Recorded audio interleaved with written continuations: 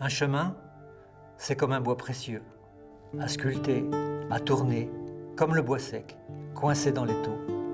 Il faut savoir le dompter en épousant les cambrures, les courbures, le galbe, les angles, les nœuds et le relief, pour se laisser glisser comme une gouge, dégageant les premiers contours, pour se laisser frapper comme le ciseau percuté à la massette, effleurant la matière brute.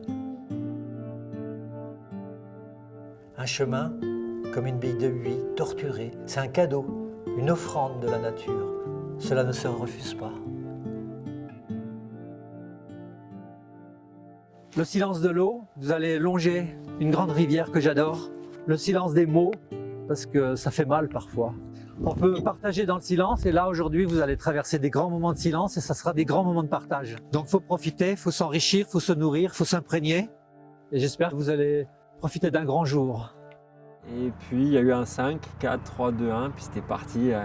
Donc voilà, quelque chose de très très calme, complètement à l'opposé de ce qu'on peut vivre sur des gros événements où il y a beaucoup de musique, beaucoup de bruit.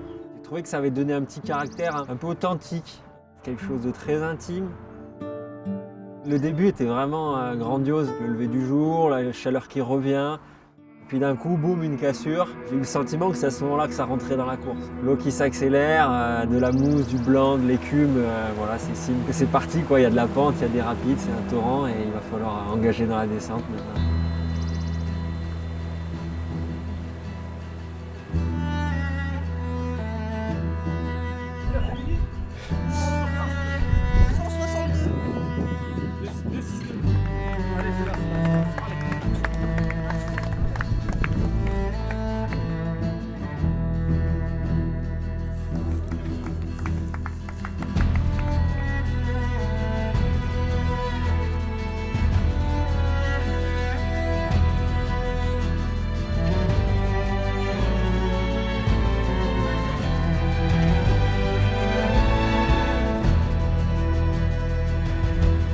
C'était mon premier 100 miles et je voulais juste découvrir la distance. J'ai fait toute la course avec mon mari.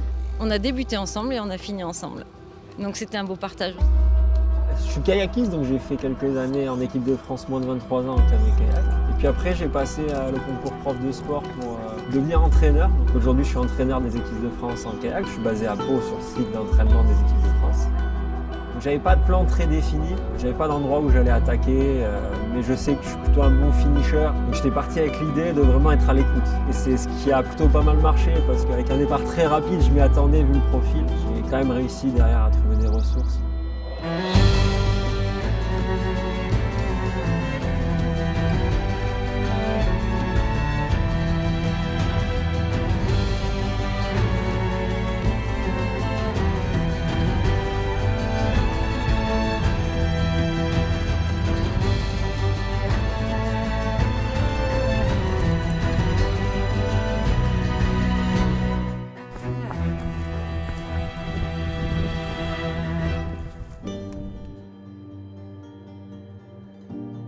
Et j'essaye de construire ma course de cette façon, de plonger dans la géographie, de plonger dans la géologie. Pour cette épreuve, on a deux grands massifs qui s'opposent, on a les Cévennes et puis le massif calcaire des Grands Causses. Et c'est vraiment deux gros morceaux qui s'affrontent comme ça. Mais on voulait revenir à quelque chose qui soit proche de la Western State. Moi, j'ai un modèle que j'ai découvert et ce modèle, il me poursuit. Et là, j'avais envie de m'en rapprocher en fait. D'être une course qui s'impose non pas par le nombre de coureurs, mais par la beauté du site qu'on va proposer. Mais on la veut minimaliste, et on la veut un peu à l'image des paysages traversés où c'est brut. Voilà, c'est du calcaire, c'est du granit un peu plus haut, mais c'est brut et on veut que la course soit brute.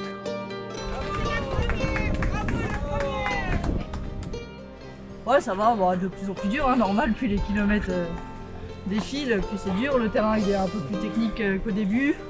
On verra, hein, la route est encore longue. Moi, je trouve que le profil est très spécifique. Partir aussi vite et puis prendre les difficultés qu'on prend à la fin, je ne m'attendais pas à autant de technicité, notamment dans les descentes. D'ailleurs, on voit qu'il y a beaucoup d'abandon, beaucoup de problèmes au niveau des jambes et tout ça, parce que c'est aller très vite au début et qu'il faut assurer derrière. Un autre moment que j'ai adoré, c'est quand on longe le Tarn, on fait des petites bosses comme ça pendant 1 heure, on enchaîne les bosses à ras le Tarn. J'avais vraiment le sentiment d'être en osmose un peu avec la rivière, avec les vagues qui se créent, ce suivi-là. Et donc j'étais à repenser à comment on colle aux vagues en kayak, comment on fait pour aller le plus vite possible à l'économie d'une rivière, tout ça. J'étais dans ma démarche de dire, ben voilà, toujours le même rythme, on n'accélère pas dans les bosses, on n'accélère pas dans les descentes, on essaie d'être à l'économie. Et ça m'a bien plu. Devant, ils sont partis fort, moi je devais être 10e au début, donc je dis laisse partir parce que le dernier trail je suis parti un peu trop fort et je l'ai payé après. Donc au début c'est aller à son rythme. Enfin, là c'était un peu traître quand même parce que les 40 premiers kilomètres c'est vraiment roulant quoi. Alors qu'à partir du 80 c'est des montées, des descentes, des montées, des descentes. Il y a moins de relâchement, moins de plat, donc c'est ça qui est dur, il faut savoir gérer l'effort parce que si tu pars fort à 15 à l'heure, ouais, après t'exploses quoi.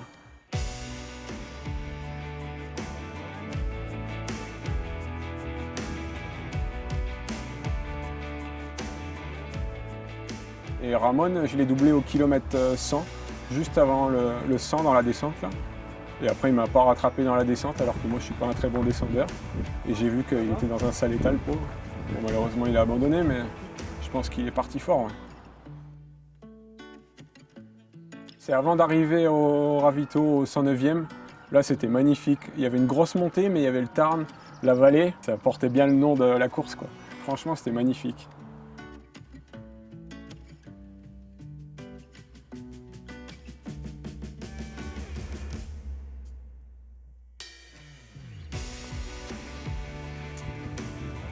Moi j'ai vraiment adoré la notion de pacer, j'ai déjà fait des courses avec pacer et je trouve toujours que ça amène une plus-value, ça permet de retrouver de l'énergie, de se ressourcer, de partager un petit peu des moments assez intimes. Moi le pacer c'était mon papa en plus, donc ça c'était génial, mon papa de 65 ans qui est capable de courir 40 km avec moi à la fin, c'était vraiment top. Et papa, par rapport à ce que tu avais prévu, tu as 1h45 il me semble d'avance.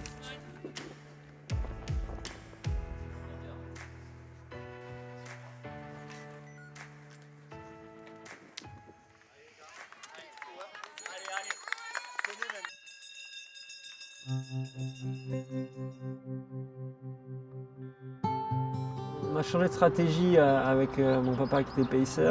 Au début, il devait me prendre en pacing à la base de vie. Et puis j'ai senti que j'avais besoin d'être encore un peu seul pour pas trop accélérer. Parce que je savais quand il allait être là, je le connais, il allait mettre du rythme. Donc il est venu à ce moment-là, à Perlot. Et l'idée, c'était de se mettre dans ses pas et puis de suivre, débrancher le cerveau, quoi. Il reste 30 km, on est de nuit, donc il n'y a même plus trop de contemplation du paysage. Donc je me suis mis à la frontale au niveau de ses talons et c'était suivre le rythme.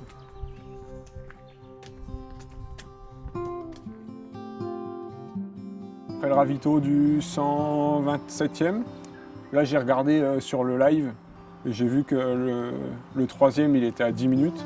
Moi je savais que si je craquais pas, j'allais les voir à l'arrivée.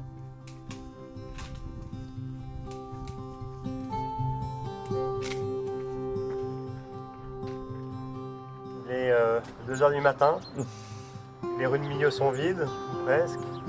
Tu arrives avec ton papa. Ouais. Qu'est-ce qu'on ressent là, à ce moment-là? Et c'est vraiment du bonheur. Déjà c'est un soulagement parce que le bide tire, les jambes tirent, c'est commence à être très dur. Donc il y a beaucoup de soulagement. Et puis quand je réfléchissais dans ma tête, je me disais je suis heureux en fait. Je suis heureux d'avoir relevé le défi, d'avoir trouvé des solutions. Je suis un coureur heureux, un papa heureux, un copain heureux, un enfant heureux d'avoir partagé ça avec mon papa.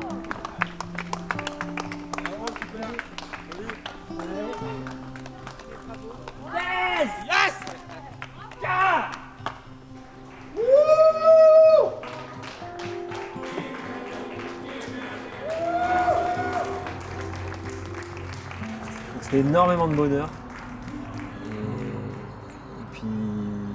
Et puis de vivre ça en famille, c'était top.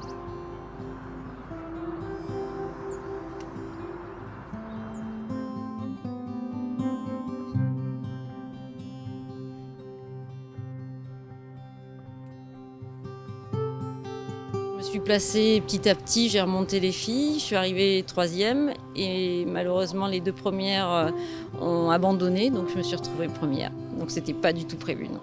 Mais tellement heureuse. Moi, ce côté suivre la rivière, de la source à Millau, c'était quelque chose qui m'attirait, c'est quelque chose que j'ai toujours fait, j'ai toujours vécu avec les yeux rivés sur les rivières. Mais de me dire que je suis cette rivière, je suis un peu dans le flot de la rivière du début à la fin, c'était quelque chose qui me plaisait et qui, je pense, fait une belle spécificité de cette épreuve.